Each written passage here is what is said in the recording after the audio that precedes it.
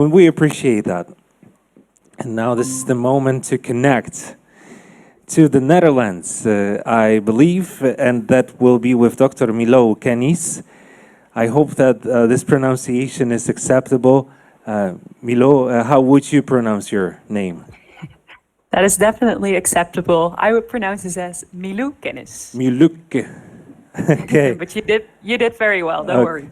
I want to say hartelijk welkom. Thank you so much. Ik spreek een beetje Nederlands.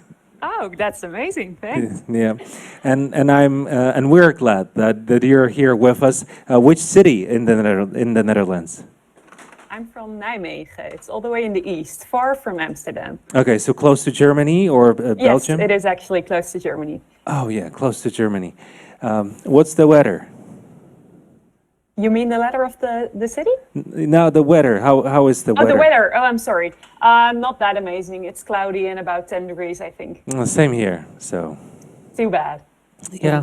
What can we do? We just then sit. Hope and wait for the sun, I guess. And we organize fancy conferences. So yeah, so this exactly. is one good thing to do. I wanted to mention that DDX3X is a syndrome that also goes under another name, which is Snyder's block Campo, and that has to do with your colleague. If not, Yep. if yeah, that's your colleague Lot Snyder's block, and she worked and she sort of discovered the syndrome, right? Yeah, you're exactly right. And you're on the same team, so we're really delighted and just proud to have you here. And Thank you so much. Thanks. You can begin. Yeah, sure. Well, thank you for the kind Sorry, I forgot about the applause. We have quite a number of people here. Yes, it's coming over. Thank you so much. And thank you for having me and for the kind introduction. And as you mentioned, my name is Milou Kennis and I'm a medical doctor and researcher in clinical genetics in the Netherlands. And today I will be talking to you about our study regarding males or boys with the DDX3X syndrome. And I just wanted to quickly mention that our study is almost published, but not quite yet, I think in the next coming weeks.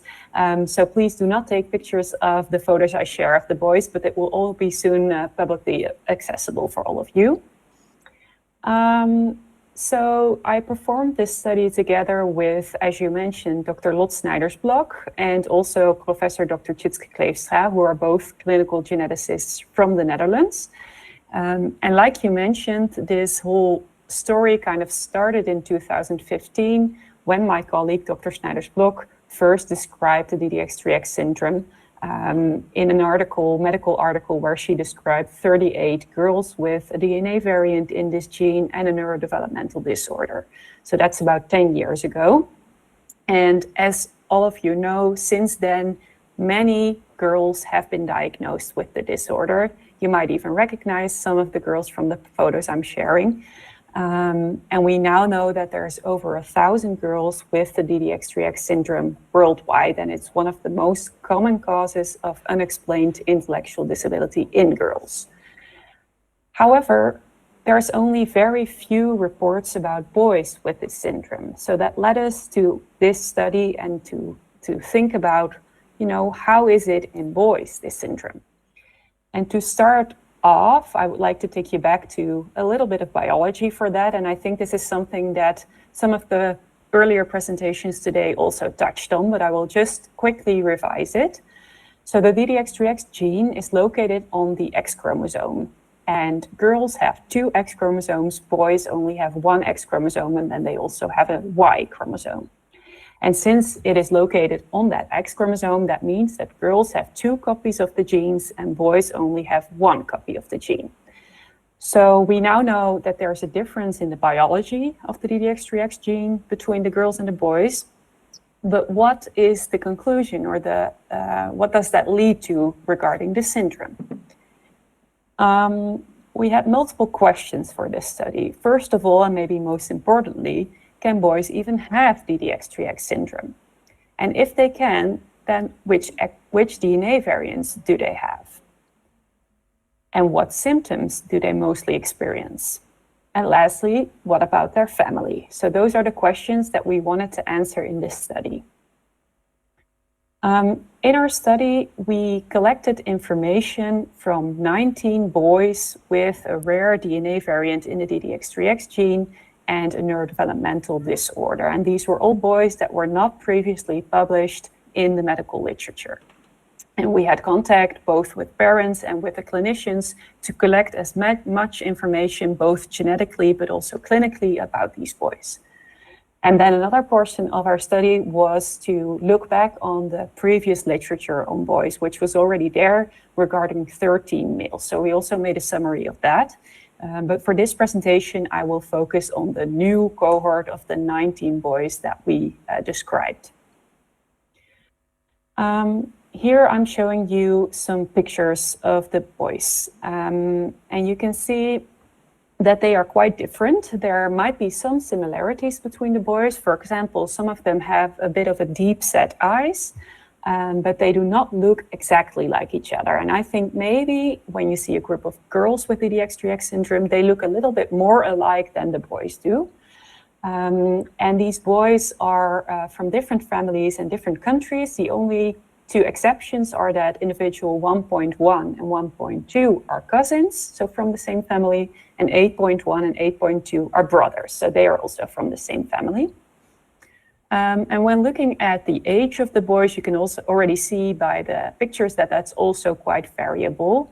When looking at the age at diagnosis, the youngest boy in our new group was 9 months old, and the oldest male was 47 years old, and the median was 8 years of age. So our next question was, what sort of DNA variants do the boys have? So again, going back to biology, our genetic material is within the nucleus of our cells. So our body is made up of millions of cells, and they all have a nucleus, and there is the DNA stored in the chromosomes. And when you zoom in very much on that chromosome, you see the DNA strand that we all know from the pictures. And DNA is then made up of very much different genes, and genes are a specific portion of the DNA with a function in the body. And we have about 20,000 genes, and DDX3X is one of those. So when we're zooming in on the DDX3X gene, I will show you a very schematic overview of the gene. So this is a figure of the gene from start to finish, and the two colored boxes are specific domains of the gene that have an important function. And I will now show you the different variants that we found in the new cohort of boys. So every dot is a specific boy that has a variant at that spot in the DNA, in the gene. And what you can basically see is that it's pretty spread out throughout the gene, and that quite a lot of them are within the two colored parts, so the two domains of the gene. And another interesting thing is that there is one variant, which is the ARC488 cis, which is actually recurrent. So we found it in 5 boys who are unrelated, who are not family of each other. So that's very interesting. And what you also see in this picture is if the little circle is colored, it is a variant that the boy inherited from his mother. And when it's wide or open, you see that it's actually new in the boy. So it's not found back in the parents, and it's what we call de novo in the kid. So that's quite equally distributed. And then, of course, we wanted to compare what we found with the females, where we know a lot more variants. So again, on top, you see the variants in boys, and this time I've also added the variants that we know from literature already. So it's a little bit more than in my last figure. And the green points to a specific type of variant, which we call missense variant, and I will come back to that on my next slide. And when I add the variants that we know of in girls, there's a few things that stand out. So the boys are on top and the girls in this figure are on the bottom. First of all, you see there's many more circles for the girls, which is quite logical because there are so many more girls with this syndrome known than boys. So it's just many more patients. But what you also see is that there's a lot of different colors, and those colors regard specific types of variants. So the green variants are the missense variants, and the red we call truncating variants. And to shortly touch on that, so the way it works is that a gene is a code for a protein, and a protein is just a substance that the body needs to function properly. And when a a gene has a truncating variant, that means that the protein is not made anymore. So there's less of the protein. And a missense variant means that the protein is still produced, but in a different way. And usually it works a little less good. So the protein is there, but just doesn't function as well. So what we see is in boys, we only see missense variants, but in girls, we see about half-half, both missense and truncating variants. And when thinking back about the chromosomes, that actually quite kind of makes sense, because a girl has 2 copies of the gene. So if she loses one of the copies due to a truncating variant, she still has the other variant, or the other gene, I mean, to compensate for that. But if a boy loses his 1 copy of the DDX3X gene, he doesn't have that compensating second allele. And that means that that's not possible, because we know from animal studies that you need a little bit of DDX3X protein to function and to be compatible with life. So that is why we do not see that in boys. Moving on to the symptoms we see in the boys. The most important feature is the intellectual disability or developmental delay, which we saw in all boys, and it was quite variable in the severity. Most of them had a mild impairment, but there were also boys with a moderate or severe impairment. And many boys also had behavioral difficulties. For example, autism spectrum disorder, but also ADHD was prevalent in a few of them. And I think it is a little bit difficult to compare these numbers or percentages to the percentages we know in girls, because the study setup is just different. But I think the behavioral difficulties might be a little bit more prominent in boys than in girls. We also see movement problems in a lot of boys, which is something we also know from the girls, and specifically coordination or balance problems are quite prevalent. Some boys have an abnormal muscle tone, which can both be too high or too low, or even both of those in the same person. And the boys who have had a brain scan, quite a few of them show some structural or congenital brain anomalies. So differences in the way the brain is set up to be. And 2 examples of that is, one is hydrocephalus, which is a difficult word that means that there's a bit too much fluid in the brain. And another one is that there's an abnormality of the corpus callosum, and that's a structure in the brain that connects the right and the left part of the brain. And then there's many other things possible. About half of the boys need glasses for their eyes. Many have recurrent ear infections. A few have congenital heart abnormalities. There's quite a high occurrence of gastrointestinal problems, such as obstipation or incontinence. And a few have urogenital abnormalities, such as one of the testes, which has not been descendant. Lastly, we wanted to look at the families. How am I in my time?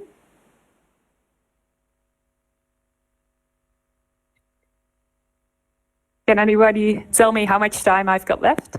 We have a few more minutes. Okay, sure. I will try to wrap up. So when looking at families in genetic, we usually make a pedigree. So that is the figure you see right here. And the square is a male or boy, and a circle is a female. So in this case, you see a father and a mother, and then on the bottom, a boy who is their child. And because it's black, it means that it is an affected boy with a disorder. And the pluses and the minuses say something about whether the DNA variant is there or not.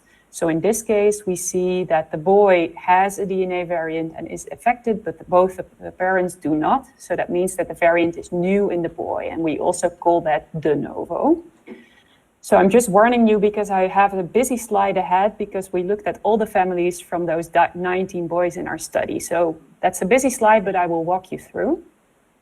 So here we see the pedigrees of all the boys, and there's a few things that are interesting about this. First of all, in 6 of the families, we see that the variant is de novo in the boy, meaning that it's new variant in the boy and not inherited from one of the parents. So that's quite interesting. In the other families, we see that the boy inherited the variant from their mother. And in about half of those families, we see that the mother actually also has some very mild symptoms. So we We hear back that they have mild learning problems, such as ADHD, or maybe they went to a special school, or dyslexia, things like that. And those problems are definitely less severe than in their boys or their sons. But it's actually the first time that we report this, because before it was thought that the mothers were always asymptomatic, but they might have some mild symptoms. So going back to our conclusions, most importantly, can boys have DDX3X syndrome? Yes, we definitely think so. It might be less occurring than in girls, but it is definitely there. We now know of 32 males when we combine our new cohort with the boys that were already published in the literature, but there's probably many more out there, and maybe there's even some of your parents who are listening right now who have a boy with DDX3X syndrome themselves. We know that the DNA variants are a bit different than the variants we find in girls with the syndrome. Like the type of variance is different, and also in girls we see it's always de novo, so not inherited from a parent, and in boys it can be either de novo or inherited. And lastly, the phenotype, so the clinical symptoms, can be quite variable, but all of them have an intellectual disability. So that is what I wanted to tell you today. As I mentioned, our article is almost published, so then it will be also readable fully. But please let me know if you have any questions for me. Thank you so much, Dr. Kennis, for sharing this important research. Even though it's not published yet, thank you so much, even more, for You're sharing that information with us. I think we might have a questions from the audience. Let me just have a see. We have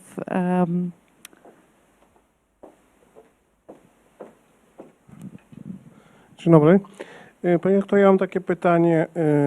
Jestem ojcem Good afternoon. I diagnozowanego have a córki. child that has been diagnosed. I have a daughter with the DDX3X syndrome, and during the research, I found out that I am a carrier of the syndrome. We also have a son. My question is, can my son carry the gene, and can his children have the syndrome? Can it be diagnosed, tested in any way? so the gentleman asked about his son because he has a daughter with DDX3X, and the question was about the son. Will he be affected if the father is, is having this mutation and he passed that on to the daughter? Will it affect the sibling? Okay, thank you for the question. So if I'm understanding correctly, the person who is asking the question has a daughter with DDX3X syndrome, is that right? Yes, that's right. Yeah, and do you know if that's the DNA variant in his daughter? Is it new in her, or did she inherit it from her mother? It was after father. It was from the father, and the father who is asking the question does not have any symptoms? Czy pan ma jakieś symptomy? Nie. No symptoms. No, okay. Well, it's a little bit difficult to say that out of my head because, of course, I don't know exactly the family. But when you ask me whether a variant can be transferred from a father to a son, the answer is no, because a father gives his Y chromosome to his son and never his X chromosome.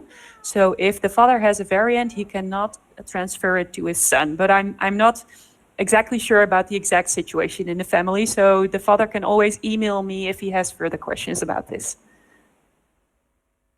Czyli będziecie, tak? So the family will definitely contact you. That's great. And we are hoping more families will contact you as well, as That would be great. the amount of children in with DDX3X in Poland are on race, so we are hoping for that. Thank you so much. We have a question from the geneticist. So Okay, hello. I have one question regarding polymicrogyria. This is more frequent in girls with missense mutations, apparently. So did you observe this symptom, any cortical dysplasias in boys with missense mutations? Could you say one more time which symptom exactly she's mentioning? I mean cortical dysplasias, polymicrogyria. Yes, that's a very good question. We did not encounter that in boys. And we think that the females who have that, they have very specific missense variant that seem to be a little bit more severe than other variants. So in genetic terms, they might have a dominant negative effect, meaning they are more severe, and that are different missense variants than we find in boys. So no, we did not. Okay, so I think that's all of the questions for now, but we will definitely go back to you with questions from Polish families, as we found, as we will found more boys. And I have a little surprise for you, because 2 years ago you met with Jessica Martin at the Paris conference, and she's with us today. So I'm going to pass the microphone to Jessica so you can say a few words. Great. Well, good luck to Jessica. Thank you. You can go on the stage. She will see you. Okay. Hi, Milu. I wasn't expecting this. I hope you're well. And thank you for sharing your results. They're very interesting and some overlap with what we see in females in terms of ADHD and autism traits as well. So yeah, very exciting. I do have one question from our viewer, Mogurel, for Milo. He would like to know if there is a pattern where children with DDX3X are usually second child, and especially if they tend to have a sister as their sibling. Good question. That's not something that I have found. It's also not something that we specifically looked at. So that's an interesting question. I could not say immediately from the top of my head that I would expect that there's a difference in first or second child. The only thing I can think of is that we know that de novo variants in DNA in general occur a little bit more when parents get older. So that might be the only explanation I can think of, but it's not something that we looked at specifically. All right. And if you were to introduce Jessica, what would you say about her? Specifically that she was a very nice colleague in France and we had a lot of fun, but she also has a lot of knowledge. So I think that will be apparent. That's very kind, thank you. Perfect combination.